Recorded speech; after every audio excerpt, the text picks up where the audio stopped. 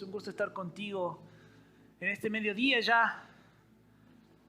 A esta hora hacer iglesia en Argentina es una locura. Todos están muriendo de hambre.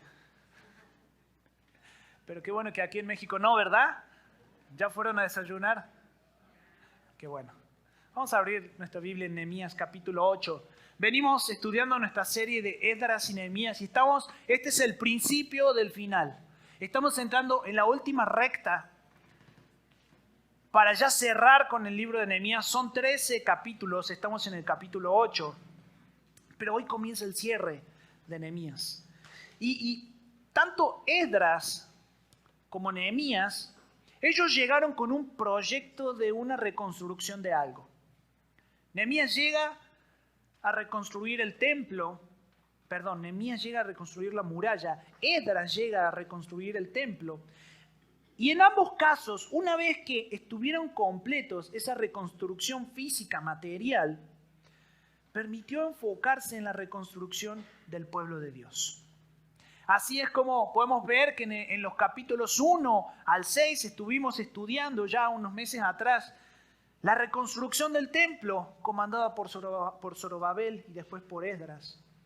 Y vemos en Esdras capítulo 7 al 10 la reconstrucción del pueblo de Dios, de la adoración, de los sacrificios, lo que significaba ya tener un templo. Ahora en Nehemías vimos del 1 al 6 la reconstrucción de las murallas. Y a partir del 7 al 13 vamos a ver la reconstrucción nuevamente del pueblo de Dios. Esdras había vuelto a Jerusalén, para ponerte un poquito en contexto, Esdras había vuelto a Jerusalén 14 años antes que Nehemías. Entonces, en esos 14 años, él había recibido también la bendición del rey Artajerjes, del gobernador de Persia, el rey de Persia, que respaldaba lo que estaba haciendo.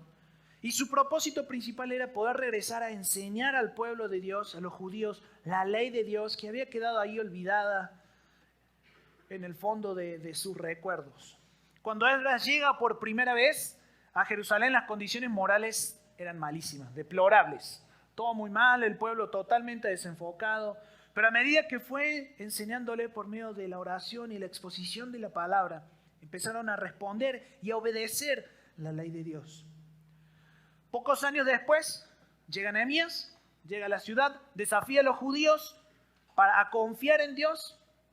Y acá puedo ver cómo la eficacia del ministerio de Esdras también se refleja en la respuesta, el comportamiento que tuvo el pueblo cuando terminaron la reconstrucción de ambas cosas.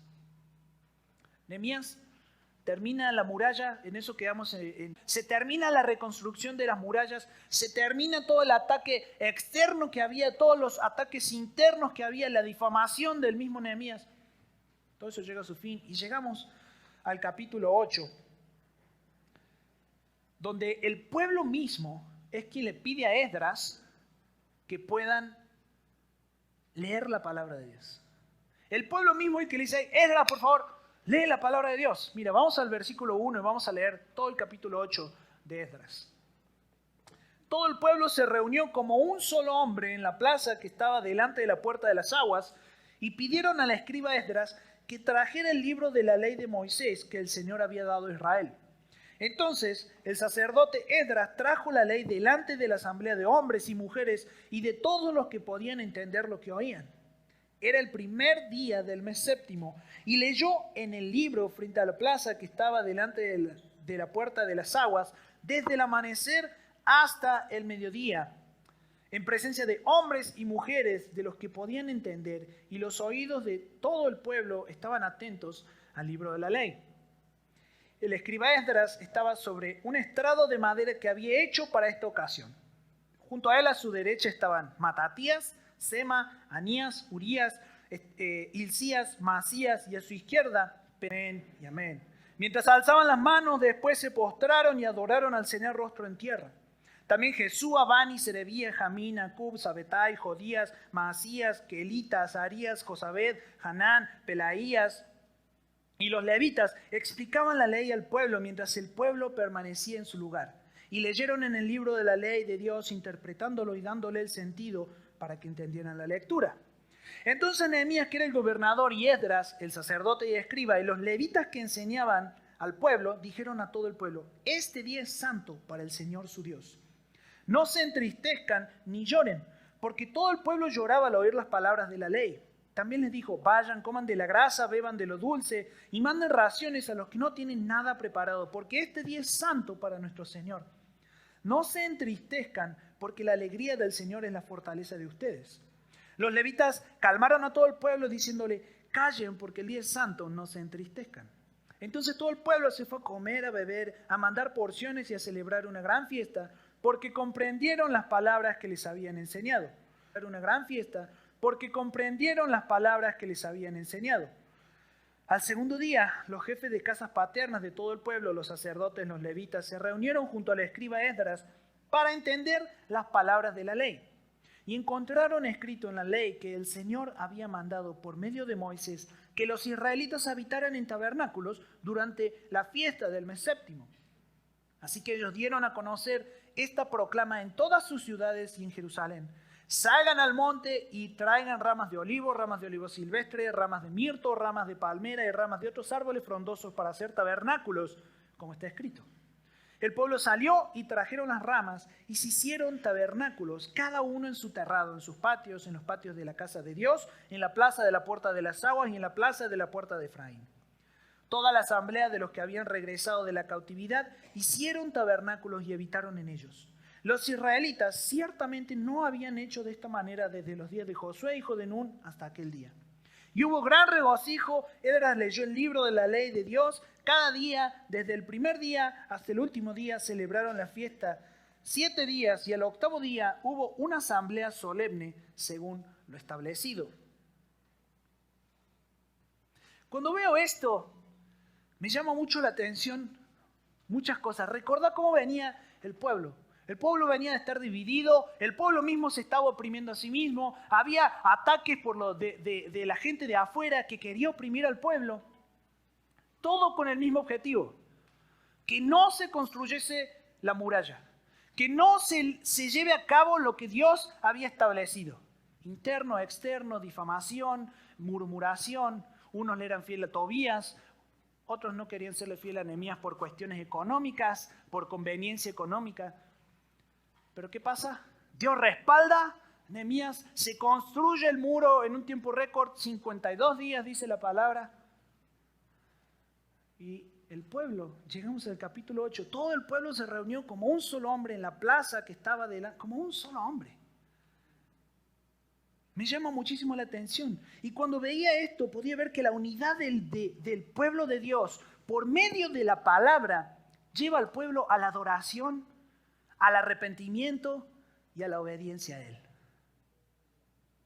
La palabra de Dios provoca avivamiento y transforma al pueblo de Dios. Y eso es lo que estaba pasando con este pueblo. El pueblo ya había sido libre de la esclavitud de Babilonia y de vuelta estaba en la tierra la tierra que Dios les había dado, con muros reconstruidos, con un templo terminado, leyendo la palabra de Dios para que Dios los forme de nuevo. Esto lo podemos ver en este versículo 1. Y Esdras lee la palabra de Dios desde el amanecer hasta el mediodía. Por alrededor de 6 horas leyó la palabra de Dios y el pueblo escuchó. Broma tonta obligada. ¿Estás dispuesto a escuchar mi sermón de 6 horas? No van a ser 6 horas, tranquilo. Eso sucede el primer día del mes séptimo, que correspondía a la fiesta de los tabernáculos. Esdras estuvo enseñando la palabra de Dios antes de esto 13 años. Por 13 años Esdras estaba enseñando, había dedicado su vida a enseñar la palabra de Dios. Y el versículo 4 nos deja ver que este momento no era un momento improvisado. No era un momento algo que dijeron: mira, che, Esdras, te están pidiendo que leas la palabra. Déjala, busco y voy. No, versículo 4, mira lo que dice. El escriba Esdras estaba sobre un estrado de madera, como este, que habían hecho para esta ocasión. Junto a él, a su derecha, estaban Matatías, Semach, Anías, Urías, Hilcías, Maasías, y a su izquierda Pedaías, Misael, Malquías, Jasum, Hasbadana, Zacarías y Mesulam.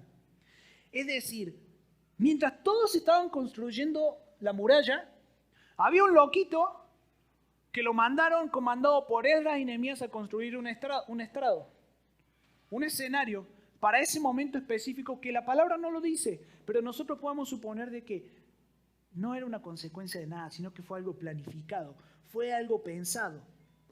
Versículos 5 y 6 dice, Esdras abrió el libro a la vista de todo el pueblo, pues él estaba en un lugar más alto que todo el pueblo. Y cuando lo abrió, todo el pueblo se puso en pie.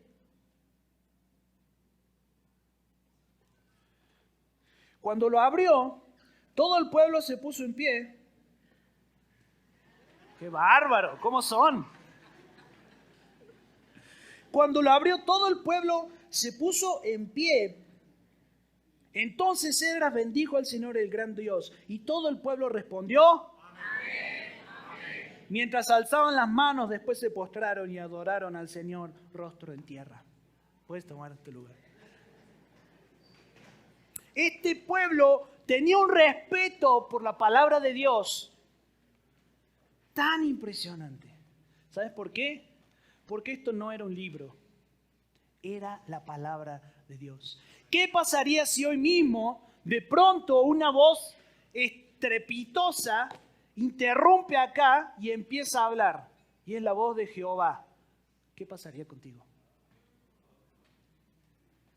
Ellos tomaban este libro como la palabra de Dios. Por eso el respeto, por eso la honra, por eso el honor que le estaban dando a este pueblo, a esta palabra.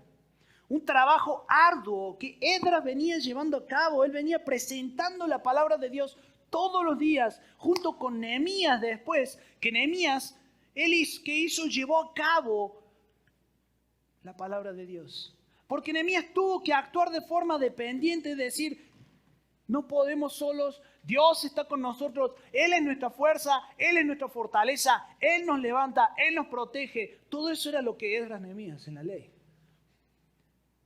Pero Nehemías lo estaba llevando a cabo. ¿Por qué? Porque él estaba actuando siendo dependiente de Dios. Vemos un liderazgo guiado por Dios que desencadena un pueblo unido que busca a Dios y Dios mismo genera un avivamiento de arrepentimiento en el pueblo. ¿Sabías que en Lumina hay gente que está siendo entrenada? Hay gente que está estudiando la palabra. Hay líderes que se están preparando para justamente hacer esto. ¿Sabías que con toda esta serie que venimos estudiando, el Señor está confrontando tu vida y nosotros estamos listos para simplemente actuar de parte de Dios y estar en tu vida y ayudarte a ver a Cristo en medio de tu caos? Así estaban Esdras y Nehemías. Todo el pueblo respondió amén, amén, alzó sus manos, una expresión de asentimiento a la palabra de Dios. Además se humillaron y adoraron a Dios inclinándose en tierra.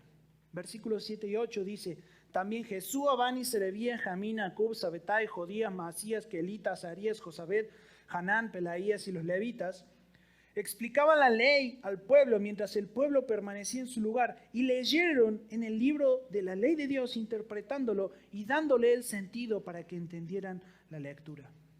Se asignaron hombres especiales con nombres horribles. Aquí hay nombres especiales pero con nombre un poquito mejor para ayudarle al pueblo a entender la palabra de Dios. Para ayudarle al pueblo a entender esa lectura. No era solamente leerla, sino también entenderla. Y Nehemías nos explica con exactitud cómo es que Esdras y los levitas le hacían entender al pueblo la ley de Dios. Imagínate, en ese entonces podemos ver en el capítulo 7, versículos 66 y 67, la cantidad de gente que había en el pueblo era alrededor de unos 30,000 a 50,000 personas. ¿Cómo es que estas personas le hacían entender a 30,000 y 50,000 personas la palabra? No lo sabemos, a lo mejor había intervalos donde iban en grupos pequeños a ver qué entendieron, la palabra dice esto, quería decir esto otro. No sé cómo lo hacían, pero sin embargo ellos iban y le ayudaban al pueblo dándole sentido, explicando lo que la ley de Dios estaba diciendo. Cada vez que me levanto, que me paro aquí, o que cualquiera de los líderes de grupo o próximos pastores de iglesias en casa se paran delante tuyo para enseñarte la palabra. Si vos te vas hoy sabiendo 5 cosas útiles para ser una mejor persona, pero no te vas entendiendo más la palabra de Dios, conociendo más a Dios, he fracasado como predicador. Si vos te vas de acá admirándome porque te gusta mi forma de predicar, pero no entendiste más de la palabra de Dios, he fracasado como pastor. Si te entretiene la forma en la que predico, o el humor o las anécdotas, pero no entendés más a profundidad la palabra de Dios, he fracasado como pastor. Si lo que yo predico hoy a vos te motiva a hacer algo piadoso, pero no tenés profundidad, más profundidad en conocer a Dios y en conocer su palabra, he fracasado como predicador. Esa es la responsabilidad mía, de tu líder de grupo, de tu próximo pastor en la iglesia en casa. Por supuesto que lo más gratificante que sucedió aquel día fue que el pueblo decidió escuchar, obedecer la palabra de Dios. Lo que escucharon tocó fibras íntimas, fibras profundas de sus emociones. Porque dice el pasaje que ellos lloraban, versículo 9. Entonces Nehemías, que era gobernador, y Esdras, el sacerdote y escriba, y los levitas que enseñaban al pueblo, dijeron a todo el pueblo: este día es santo para el Señor su Dios. No se entristezcan ni lloren, porque todo el pueblo lloraba al oír las palabras de la ley. Es obvio que les remordía la conciencia por la desobediencia anterior, lo cual hizo que se arrepintieran de sus pecados. Estamos en un punto clave de la historia. Quizás es uno de los picos más altos de todo lo que venía sucediendo. El pueblo revitalizado, la muralla, la moral estaba bien porque el pueblo pide la palabra de Dios. Hay unidad. Y recuerdan que hace unos domingos estábamos predicando cómo el pueblo se oprimía a sí mismo, los problemas que habían, las situaciones que habían. Bueno, ahora eso ya no está. El pueblo está unido, eso ya pasó, el avivamiento comienza a darse por la exposición que ellos estaban teniendo ante la palabra de Dios. Tal como vos y yo acá. Hemos sido expuestos a la palabra de Dios. Y así como el pueblo de Israel, hemos visto obrar a Dios en diferentes cosas, en situaciones difíciles, en matrimonios restaurados, en familias donde se vuelven a unir, personas con sanidad física, sanidad espiritual. Hemos visto la fidelidad de Dios. Y Dios te ha llamado a vos y a mí a la unidad, a reconstruir de nuevo esa devoción por Dios, a reconstruir y restablecer esa relación estrecha, íntima con Dios. Y vos venís siendo expuesto y confrontado una y otra vez con la palabra de Dios. ¿Cuál va a ser tu reacción? ¿Vas a tener la misma reacción que el pueblo? Dice que adoraron, se arrepintieron, obedecieron, se sujetaron a la palabra. No a Nehemías, no, a la palabra. Quizás has sido confrontado con cosas que hay en tu interior y dices: Señor, esto está mal en mi vida. Y de pronto el quebrantamiento llega a tu vida a causa de la exposición de toda esta serie que hemos venido predicando. ¿Has podido conocer más a Dios a causa de todo esto?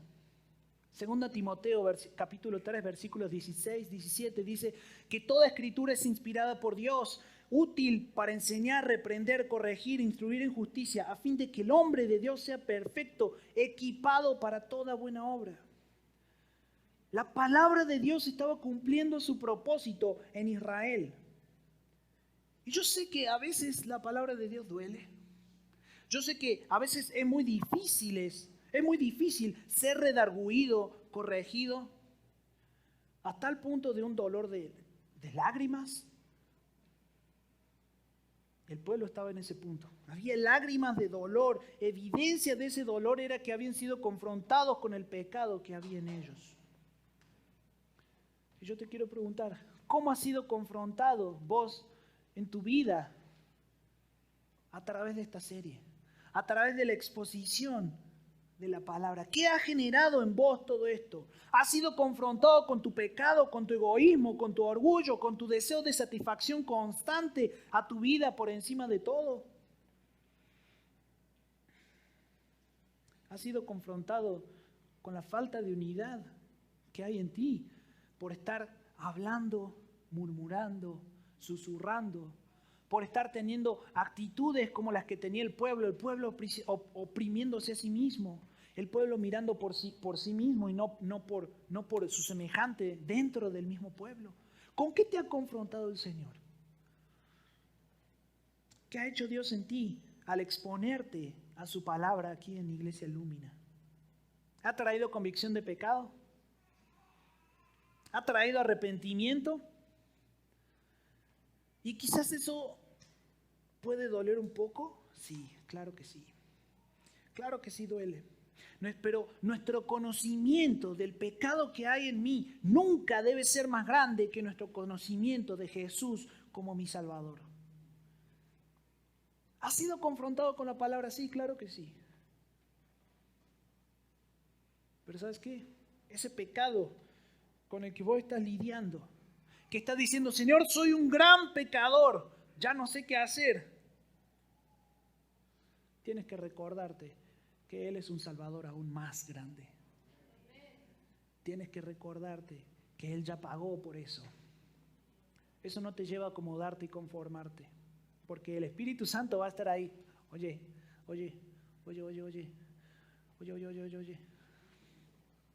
No te va a dejar en paz. Él va a traer esa convicción de pecado a tu vida para que simplemente abras la mano y lo sueltes. Por lo tanto, ¿sabes a qué me lleva eso? En lugar de decir, el Espíritu Santo va a estar ahí para condenarme, decirme que estoy mal. No, porque la condenación que venía sobre ti ya estuvo sobre Cristo. El Espíritu Santo ahora viene a decirte, quiero que estés bien. Quiero que me glorifiques. Quiero que dejes de pecar. Quiero que te parezca más a mí. Y va a estar ahí picando. No te va a dejar tranquilo en tu necedad y en tu pecado. Por lo tanto, la alegría del Señor es nuestra fortaleza. Incluso cuando estás siendo convencido de pecado y te sentís la más basura, la alegría del Señor es mi fortaleza. Porque cuando soy convencido de pecado, yo sé que Dios está haciendo una obra en mí. Así que puedo estar contento y puedo alegrarme de que su obra no me va a dejar tal como estoy, porque su obra siempre me va a llevar a parecerme más a Jesús.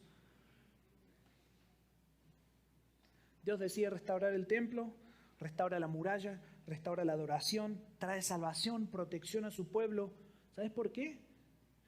Porque así a Él le plació. No porque su pueblo lo mereciera, sino porque así a Él lo plació. ¿En qué momento creíste que el castigo de Dios o el favor de Dios dependía de ti? ¿En qué momento? Porque el castigo que dependía, que vos merecías, que tenía que caer sobre ti, ya cayó sobre Cristo. Y el favor de Dios sobre tu vida no viene a causa de cuán buen hijo de Dios o cuán menos podés pecar o cuánto dinero podés dar o cuánto tiempo le podés dedicar a la iglesia, sino que el favor de Dios viene a causa de la obra de Cristo. Ellos eran un pueblo indigno, pero mira lo que Dios hizo. Estaban de nuevo en la tierra prometida, con templo y muralla reconstruida, sin merecerlo en absoluto. ¿Sabes por qué? Porque esa es la esencia de Dios. Él te ama por quien es Él, no por quien sos vos. Entonces ese Dios puro, perfecto, santo, eterno, grande, sublime, que habita en la gloria de su persona, se convierte en mi fortaleza a causa de lo que Él ha hecho en la cruz.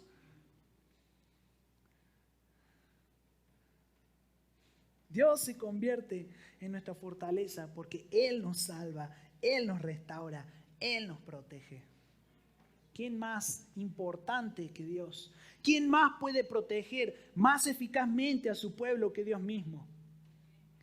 Sí, y te entiendo, pero ¿qué pasa con mi pecado? Porque pues sigo pecando, ¿no?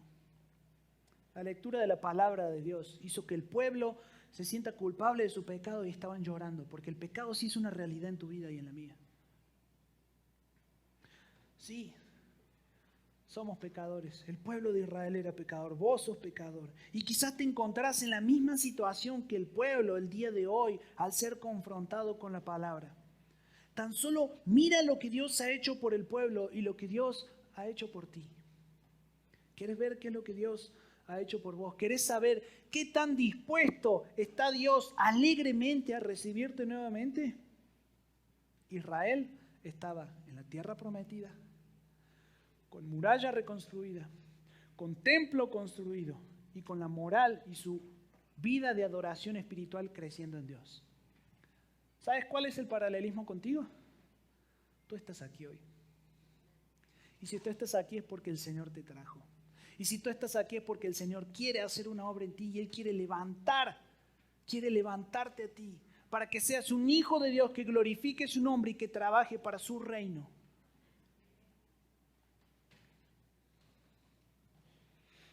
¿Cómo sabes que Dios está alegremente dispuesto a ti? Tan solo mira lo que Dios ha hecho en tu vida en este preciso instante. Eso no es más ni menos que gracia.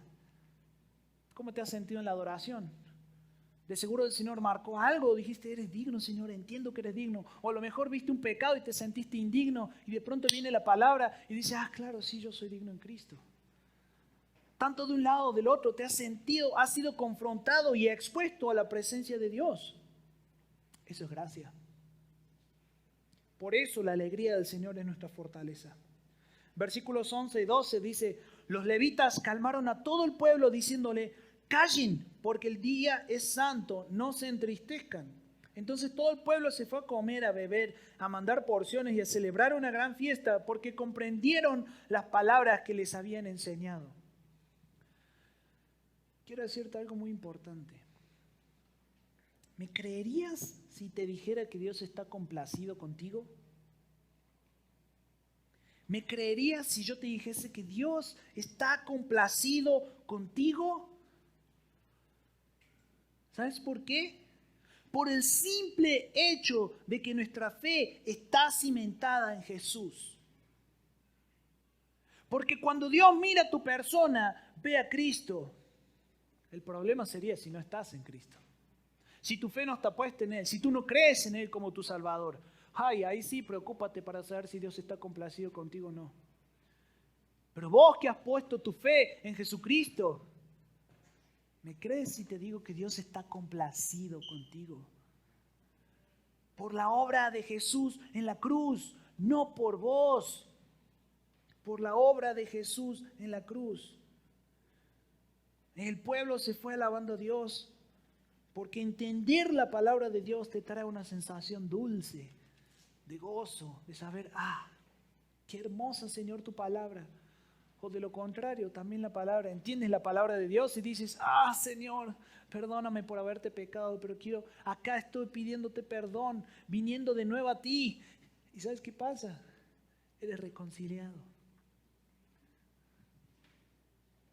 La reconciliación de nuestra salvación se da una sola vez y para siempre en la cruz del Calvario.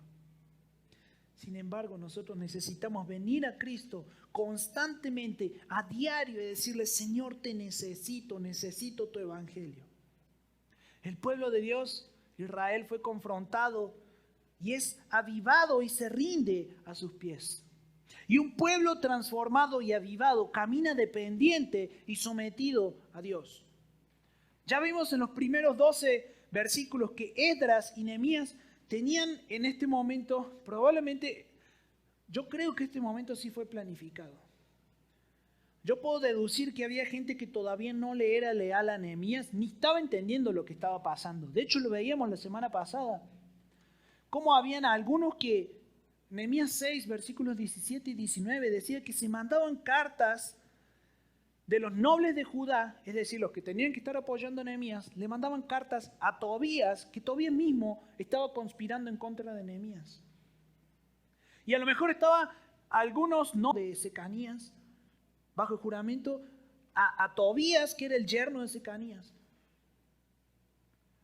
Y estaban ahí conspirando, pero no sabemos con certeza, porque el texto no lo dice, si este evento de la lectura fue para ganarse esos corazones que todavía no estaban entendiendo lo que estaba pasando. Pero sí sabemos una cosa. Cada vez que las personas son expuestas a la palabra de Dios, la palabra siempre hace algo en la persona. Nunca vuelve vacía. Lo más hermoso de esto es que Dios genera en cada uno el buscarle. Versículo 13 dice, Al segundo día, los jefes de casas paternas de todo el pueblo, los sacerdotes y los levitas se reunieron junto al escriba Esdras para entender las palabras de la ley. La crema innata de Israel, los meros, los que más influencia tenían sobre el pueblo, cayeron rendidos a la palabra de Dios. Y aquí hay una secuencia muy interesante, porque primero se da la respuesta intelectual a la palabra del versículo 1 al 8, después viene una respuesta emocional del versículo 9 al 12, y por último, rinden su voluntad a la palabra de Dios, versículo 13 al 18. Versículo 14 al 16 dice: y encontraron escrito en la ley que el Señor había mandado por medio de Moisés que los israelitas habitaran en tabernáculos durante la fiesta del mes séptimo. Así que ellos dieron a conocer esta proclama en todas sus ciudades y en Jerusalén: salgan al monte, traigan muchas ramas de árboles frondosos para hacer tabernáculos, como está escrito. Los líderes espirituales de pronto dijeron: mira, Levítico 23, donde dice que hagamos tabernáculos para recordar lo que Dios había hecho cuando salíamos de Egipto, cómo Dios nos cuidó, cómo Dios nos guardó a través del desierto. Y practicaron, se sometieron. ¿Sabes qué significaba esa fiesta de los tabernáculos? Significaba que ellos eran un pueblo vulnerable y dependiente de Dios. Porque los tabernáculos eran simples chocitas, carpitas, cabanitas chiquitas que ellos hacían para resguardarse del sol donde ellos estaban, en el desierto, del frío, de lo que sea, y ellos se resguardaban en esos tabernáculos, en ese lugar. Y Dios le dice: hey, a pesar de que ya tienen una muralla, tienen toda una ciudad y tienen todo el templo reconstruido, recuerden que ustedes son un pueblo vulnerable que solamente dependen de mí.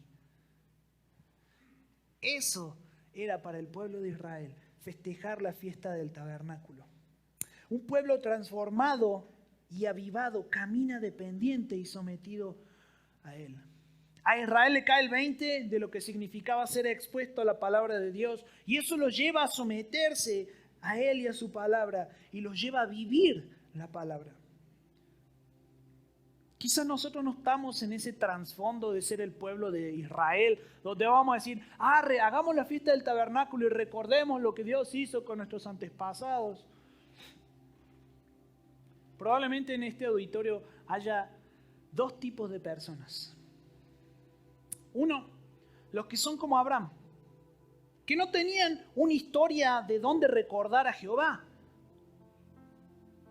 No tenían una historia porque es el primer encuentro que Abraham tiene con Jehová. Y quizás hoy es tu primera vez que te estás encontrando con Dios. Segunda clase o tipo de persona que puedes llegar a ver: los que son como Israel, que han visto milagros increíbles de Dios en su vida, en su pasado, y no pueden negar que Dios es real, pero en algún lugar del desierto se perdieron.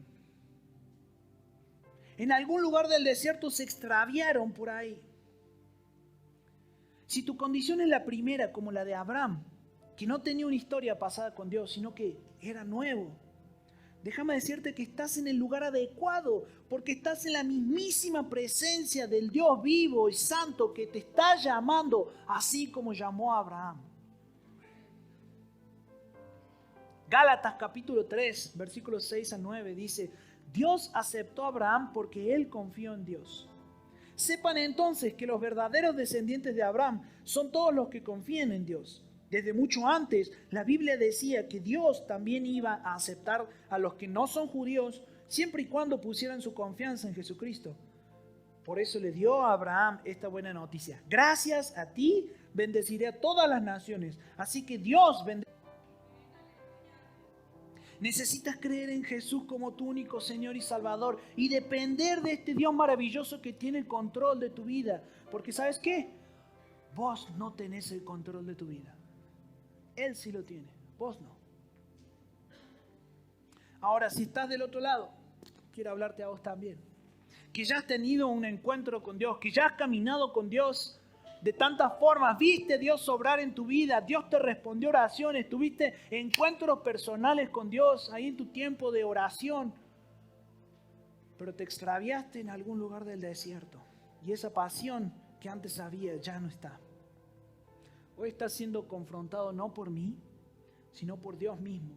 Y necesitas darte cuenta que ya no podés solo, que has intentado caminar una y otra vez y has fracasado. Y hoy estás siendo expuesto ante la palabra de Dios en la presencia del Espíritu Santo y necesitas proclamar abiertamente que sos un pueblo vulnerable que depende de Dios, así como Israel. Que solamente puede prevalecer porque Dios está contigo y sin Él no tienes nada, no eres nada, no puedes nada. Vuélvete a Él, ríndete a Él, sométete a Él. O quizás pueda haber un tercer grupo que dice, pues yo no me extravié, yo estuve con Dios. ¿Sabes qué? Esto no es algo de una vez y para siempre. A cada segundo de mi vida yo necesito venir a Él y decir, Señor, te necesito, soy vulnerable. Señor, peco. Si vos no estás conmigo, yo no puedo prevalecer. No me importa tu historia, abultada, llena de Dios, de muchas cosas de Dios, o nada. No importa. ¿Sabes qué importa? Que hoy, en este momento, necesitas declarar tu dependencia de Dios. Necesitas darte cuenta de que sin Él no puedes prevalecer. La unidad del pueblo por medio de la palabra lleva al pueblo a la adoración, arrepentimiento y obediencia a Él. El pueblo llega, se da cuenta de que necesita celebrar esta fiesta de los tabernáculos.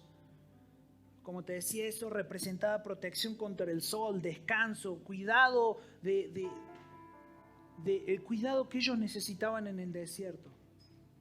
¿Sabes quién es ese tabernáculo el día de hoy? Jesucristo. En Jesús tenemos nuestro tabernáculo, porque en Él hallamos paz, en Él hallamos salvación, en Él hallamos protección, en Él hallamos todo lo que necesitamos para prevalecer para su gloria. Y si hoy nosotros podemos permanecer unidos como un mismo pueblo, teniendo la palabra de Dios, arrepintiéndonos, adorándole, obedeciéndole, fue porque Jesús hizo eso mismo en la cruz. Y yo puedo ser un amante de mi Señor y rendirme, decir, Señor, te necesito a cada instante de mi vida, porque estoy vulnerable.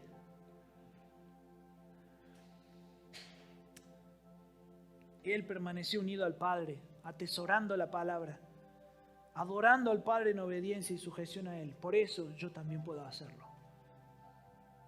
Versículo 2, Esdras como sacerdote trae la palabra de Dios, así como Jesús hoy la trae de tu vida. Versículo 11, los levitas calmaron al pueblo diciéndoles, hey, la alegría del Señor es tu fortaleza, la tristeza cambia en alegría. Y hoy Jesucristo viene a tu vida y te dice, basta de tristeza, porque yo soy tu fortaleza, porque tú no eres el fuerte, pero yo sí lo soy. Versículo 18. Esdras leyó la ley de Dios como todos los días hasta su último día. Jesús promete estar con nosotros todos los días hasta el fin del mundo. Cierra tus ojos. Amado Rey, vengo a postrarme, Señor, como dice esa canción, ante ti para adorar. Porque eres mi alegría, Señor, porque eres mi fortaleza, porque sin ti, Señor, yo no tengo nada, pero en ti lo tengo todo. Gracias por ser esa fuente, Señor, de la cual si bebemos no vamos a tener sed jamás, porque vos sos más que suficiente. Gracias porque en tu luz vemos la luz, Señor. Hoy sé que estás trayendo, Señor, corazones que estaban lejos o corazones que nunca han estado contigo, los estás trayendo a ti, lo estás atrayendo, Señor, a tu presencia, a tu persona, a rendirse y someterse a tu palabra, a tu señorío, Señor. Y quizás hoy es el día donde vuelvas a decir o digas por primera vez, Señor, te necesito. Señor, reconozco mi vulnerabilidad. Reconozco, Señor, que si no dependo de vos, mi vida no va a estar bien.